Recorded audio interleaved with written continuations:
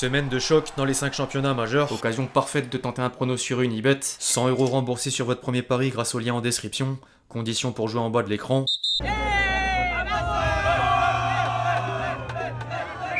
L'équipe, j'espère que vous allez bien. Aujourd'hui, nouveau 5. Au programme du jour, sans surprise, un bilan de la 17e journée de Ligue 1 entre perdants et gagnants à l'image du Paris Saint-Germain. Une transition vers le nouveau match John Textor Nasser Al Khelaifi. Les dernières informations autour du mercato parisien. Un tour d'horizon chez les voisins européens jusqu'au dénouement de la Supercoupe d'Espagne, synonyme de tension dans le vestiaire du Real Madrid. Avant de conclure en images par la compile de buts traditionnelle. Plus de détails à venir comme d'habitude dans le reste de cette vidéo. Les amis, avant d'entrer dans le vif du sujet, vous savez ce que je vais dire. Je compte sur vous d'avance, évidemment, pour m'éclater le compteur de likes. Vous connaissez le dicton, c'est important pour le référencement, mais également une preuve de soutien. Merci à tous ceux qui le feront, vous êtes les boss.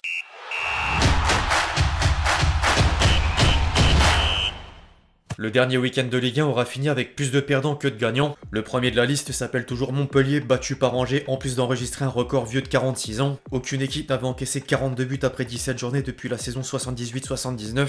Le MHSC continue de creuser un puits sans fond, mais la première partie de tableau goûtait également la soupe à la grimace. Lyon est revenu bredouille de Brest suite au faux pas de Monaco et Lille, respectivement tenus en échec sur les pelouses de Nantes et Auxerre. En parallèle, quelques concurrents faisaient exception. Nice est allé s'imposer sur la pelouse de Reims avant que Lens ne fasse de même au Havre en signe de sursaut d'orgueil. Marseille du côté de Rennes afin de conforter la place de Dauphin, et Paris devant Saint-Etienne grâce en partie à Dembélé, double buteur. De quoi permettre à l'attaquant parisien d'intégrer le 11 type de l'équipe. En dehors des terrains, un message valait le détour. Les supporters nantais ont arboré un tifo en forme de BD à charge envers Vincent Labrune à la tête de la LFP. Les gens ne s'intéressent plus au foot, comment peut-on changer ça? Décaler les matchs en semaine, délocaliser les matchs au Qatar, respecter les supporters, instances diffuseurs ou politiques, laisser le football aux supporters. Il tombe vraiment à pic car une autre personne vient de taper sur la Ligue. John Textor s'est confié dans Rotten sans flamme sur RMC pour évoquer plusieurs sujets autour de l'Olympique lyonnais, mais attaquer dans le même temps le duo Vincent Labrune Nasser Al Khelaifi aux manettes du football français. Le président lyonnais estime que le produit Ligue 1 est nul. Il faudrait raconter plus d'histoires sur les villes, les gens ou les joueurs, avant de dénoncer l'abus de pouvoir du président parisien dans les décisions phares. L'épisode des droits TV lui reste en travers de la gorge. J'ai été complètement choqué quand on a parlé des droits TV. Le président de la LFP qui devait gérer ça n'a rien dit. C'est Nasser qui a amené les débats alors qu'il n'aurait pas dû être présent en tant que président d'une chaîne. S'il y avait une voix discordante, Nasser aboyait sur cette personne. Il y avait beaucoup d'intimidation. Le président de la LFP était là, assis comme un petit toutou. Le président de la LFP était là, assis comme un petit toutou, il a dit. La ligue est dominée de manière assez folle par cette personne. Il a le mérite d'éviter la langue de bois. Nasser Al Khelaifi dit à tout le monde qu'il aide le football français. Il a cette idée qu'il a le club le plus riche du pays et que les mecs qu'il laisse tomber sont une aide. C'est totalement fou. Et je l'invite à suivre le droit européen et qu'on arrête avec ces clubs qui ont des financements illimités d'États étrangers, alors que les autres rivalisent avec des fonds propres. Je comprends pas qu'il n'y ait pas plus de réaction en France. C'est une violation des lois. L'argent du PSG qui vient d'un État étranger, qui subventionne illégalement un business privé et qui fausse l'intérêt sportif, c'est illégal. La DNCG et la Ligue acceptent cette violation des lois européennes, donc le PSG peut nous botter les fesses sur le terrain tous les ans. Paris tenait vite à répondre par l'intermédiaire d'un porte-parole. C'est regrettable que la classe et la dignité ne puissent s'acheter. Ça aurait évité à Monsieur Textor de se couvrir de ridicule avec des propos outranciers et mensongers sur notre président, notre club et nos supporters. Qu'il revienne à la réalité et en France pour mieux comprendre cette Ligue 1 qui nous est chère. Beaucoup d'observateurs auront néanmoins remarqué le jeu des journalistes au bas de Nasser Al Khelaifi et donnent en partie raison à John Textor sur le fond du problème. Un certain Romain Molina assure même que plusieurs dirigeants du football français soutiennent le président lyonnais en privé, mais aucun n'a le courage de le dire sur place publique. Outre le débat LFP, les deux hommes étaient encore en choc frontal sur le cas Cherki. Cherki, ça fait 2-3 ans qu'il voulait partir. Il m'a envoyé un message pour me dire qu'il voulait vraiment aller au PSG la saison passée. J'aime Ryan, je lui ai dit qu'il pouvait pas s'entraîner avec nous s'il n'avait pas un autre contrat. Il est revenu et je lui ai dit, regarde comment tu joues avec quand t'as un contrat. Mais personne ne l'a poussé dehors avec la DNCG. Finalement, il est resté. Je veux pas vendre un joueur de cette qualité à Nasser tant qu'on se sera pas serré la main, partager une bière et décider ensemble d'aider le championnat de France. Partager une bière, il peut oublier. C'est évident, ma relation avec Nasser n'est plus ce qu'elle a été, mais les hommes restent des hommes. On peut passer outre, mais pour l'instant non, je lui vendrai personne. Cherki aurait d'ailleurs un nouveau prétendant. Une source parisienne indique que le Bayern a initié des contacts avec l'entourage du vice-champion olympique. Au passage, les dirigeants munichois sont d'une autre part occupés avec la piste Nkunku.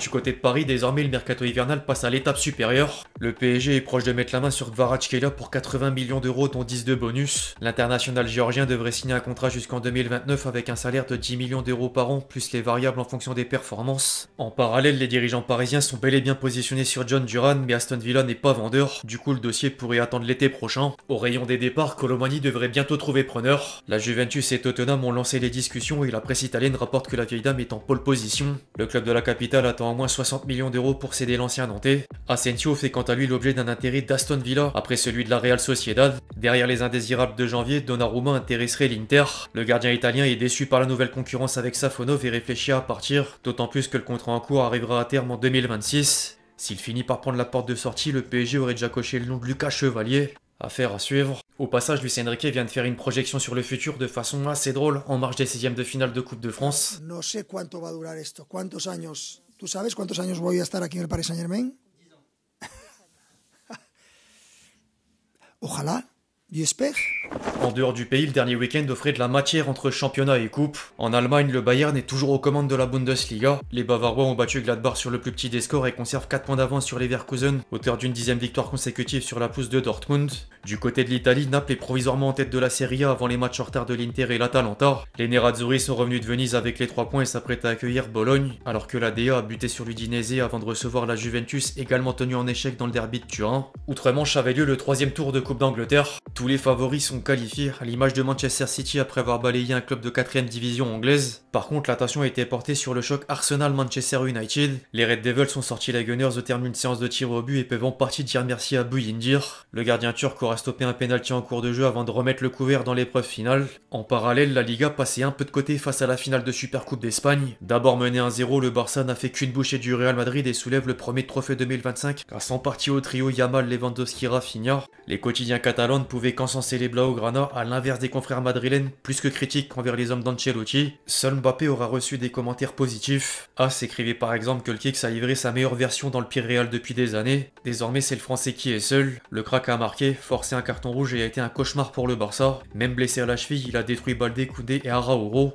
mais personne ne l'a suivi. Le Mister donnait un peu le même avis en conférence de presse. C'est une déception, faut pas le cacher, mais c'est le football. Parfois on est capable de gagner et parfois il faut apprendre de la défaite. Nous avons mal défendu, que ce soit dans le pressing haut ou dans le bloc bas. Ça leur a permis de marquer trop facilement. Je leur ai dit qu'on pouvait perdre des matchs, mais pas comme on l'a fait en première mi-temps. Je ne garde que Mbappé sur le match d'aujourd'hui. Le reste on oublie, c'est la seule bonne chose. Par contre, la nouvelle défaite du Real Madrid crée un nouveau problème au sein du vestiaire. Relevo a révélé que certains grands joueurs ont fait des reproches sur les idées bornées d'Ancelotti. De plus, le groupe est fatigué physiquement et reproche un manque de rotation. Les supporters madrilènes visent d'une autre part Florentino Pérez par rapport à l'absence de mouvement sur le mercato hivernal, l'amitié avec Laporta ou encore les rires après le Classico. Outre Relevo, As s'est attardé sur la situation de Vinicius et stipule qu'il existe un conflit entre le club merengue et la star brésilienne. Déçu de sortir à la 76e minute de jeu, l'attaquant de 24 ans ne se sentirait plus intouchable. Du coup, rien n'exclut un retour des sirènes saoudiennes dans les prochaines semaines, jusqu'à l'été prochain. Une autre source espagnole ajoute même qu'Ancelotti envisage sérieusement de changer son plan de jeu dans les gros matchs, en ne faisant plus débuter Vinicius, Mbappé, Rodrigo et Bellingham en même temps.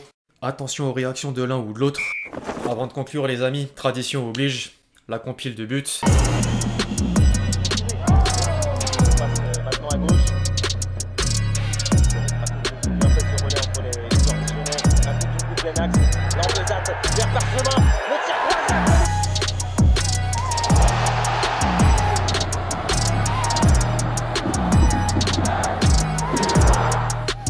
Que va tirer Rodrigo? Que va tirer Rodrigo? Bir kez daha Kenan Yıldız. Kenan çok şık çalım. Kenan kaleyi deneyecek. Kenan Yıldız. Il y a un coup à jouer. Oh, quelle frappe énorme!